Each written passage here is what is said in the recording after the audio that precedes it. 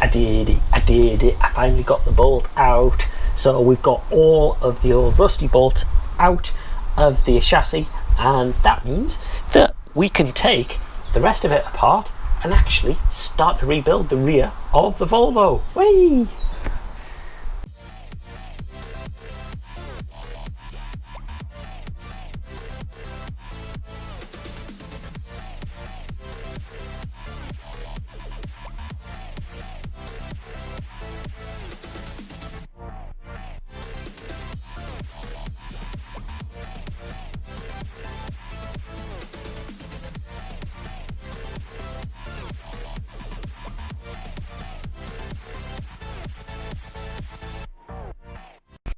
So you've been quite patient waiting for this, to be honest. Getting this last bolt out, if you remember, cutting it, getting rid of it because of the inner bush had completely seized up. Well, this morning I finally managed to get that out. I've also taken off one of the other drop links on the back here that was pretty solid in there, using my impact wrench, and I managed to get that out as well. So that means we've got no more stock bolts on the back of this car, which means what I can do is take the rear axle back off, because if you remember I attached the rear axle just temporarily really to hold things in place. So we can take the rear axle back off again. We can then start to sort out the brake pipes, because I took them off. I think also get a bit of under seal going on under here, get things tidied up, cleaned up a bit. So let's get the axle off and get underneath and take a look and see what we can do underneath. First thing is I'm going to get a little bottle jack up and under. Let's hold the axle in place, because then I can go to either side.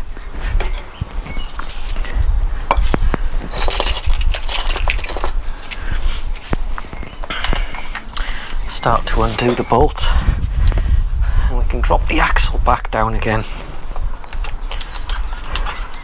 Can't remember when it was that I put the axle back on. I do remember saying it's a temporary measure, and it wasn't for long. And it's got to be a lot of months ago that I did that, because unfortunately this part of the whole job has taken a lot longer than I'd hoped for, to be honest. I'd really hoped that I would have been making a lot more progress than I have done on the car, but these few stuck bolts really did have me stuck. So I think what we do now is we'll take off this cross brace, we'll then undo the old chocks at either side, which should then allow us to have the axle floating. Remember the discs, the brakes, all of that kind of thing, they're all off at the minute, so I don't need to worry about that. Actually, that's one of the main jobs to do, and that is to redo the brakes, because the calipers have sat in the garage since all of this has been off, and I've not done any more work with them at all.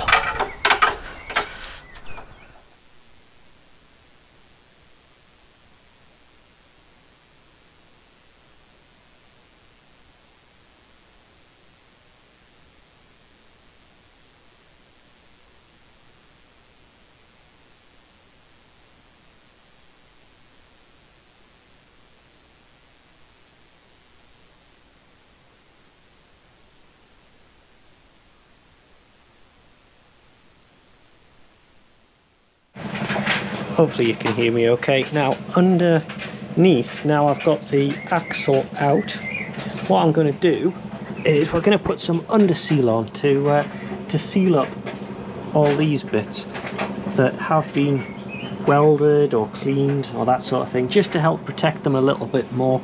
Now I suppose in theory I should really clean all of this down first. Might give it a brief wire brushing just with the drill and the wire brush attachment, just to get some of the crusty flaky stuff off.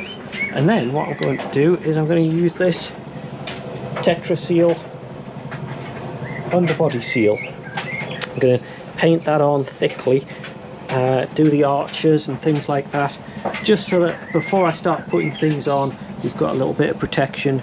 Try and preserve what we've got left. It's never going to last forever, but it should do a decent job. So let's get the wire brush out, give it a little bit of a going over, and then we'll take a look in this bottle. I've never used this before, so we'll see how we get on and how that works.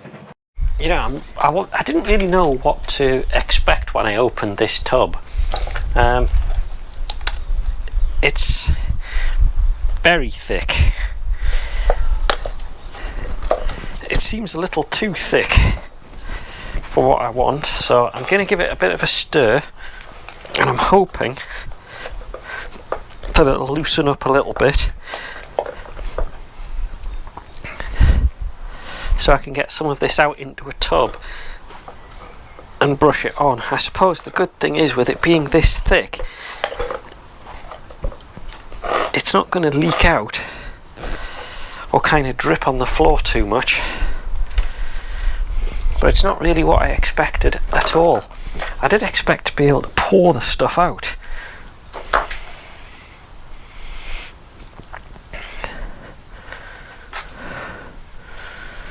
but it's very thick. I assume this is what it's supposed to be like.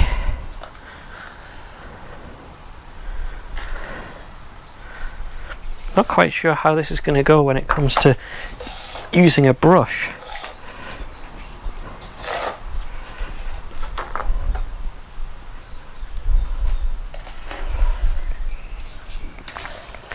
Might try that. Let's try that amount. Let's get a brush and see what it applies like. Start on a bit that I can see.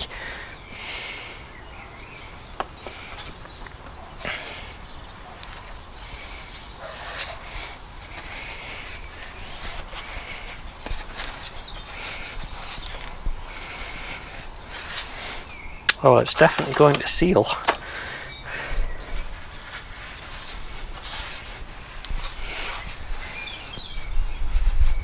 Does seem to go into the corners though. It says that after 2 hours it can have a second coat applied. At the minute I can't see how this stuff will ever dry. It looks like it would just permanently be a thick gloop. But we'll come back after a couple of hours and see what we've got.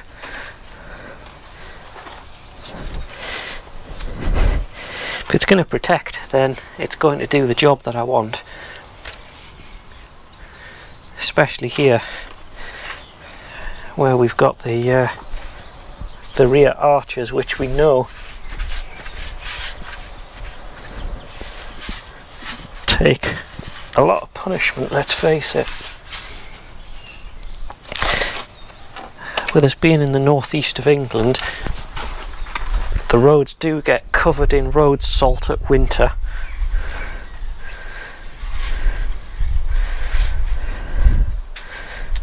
Which is the enemy of cars, obviously. Just starts to eat away at the poor bodywork. And I think that's what's happened to mine over the years.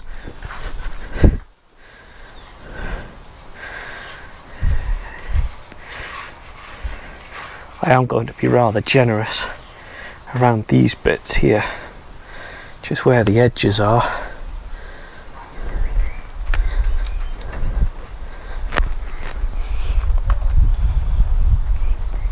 Not the easiest thing to apply, to be honest with you. What do you think? What's going on? Okay? I'd love to know if you used an alternative to this, or if you've used something similar. Put a comment down the bottom, let me know which product it is you've used and what success you've had, and whether it went on this easily or this difficult. I don't know whether this is going on easy or difficult, to be honest with you, but it's going on, and it seems to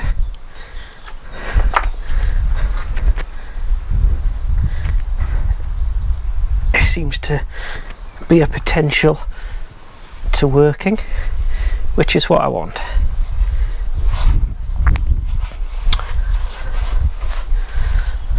So I'm going to continue with this. I'll come back and show you where I get to.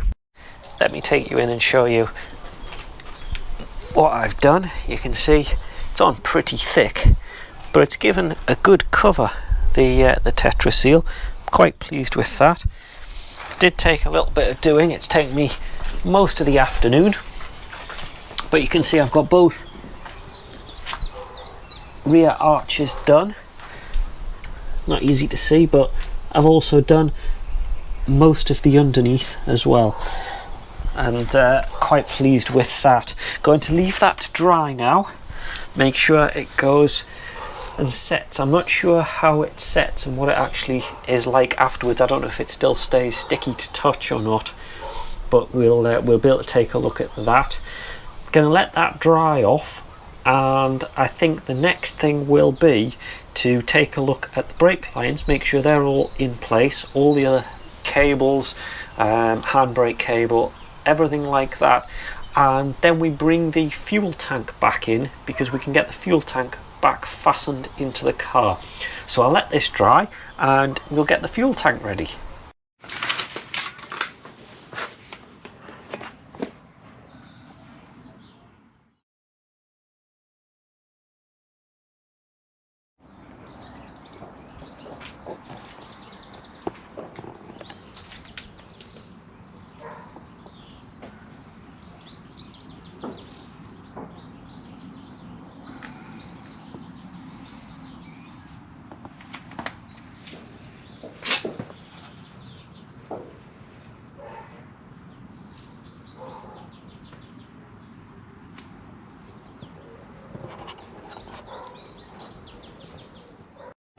I'm really pleased with that progress actually. The underseal has gone on really well, and it has actually dried. You know, I was worried about that it would stay tacky or wouldn't quite set, but it has. It's all dry, and that's great news. So that's a bit of protection done. Need a little bit more. I want to do further front as well, just to under where the seats are effectively, because I know that bit does get quite a bit of damage. I did weld a little panel or a couple of panels in under there, and again would like to get those protected, so I'm going to continue that forward. And the next thing to do, I think, will be sorting the brakes. So we've got new handbrake cables to put on from the central joint back over.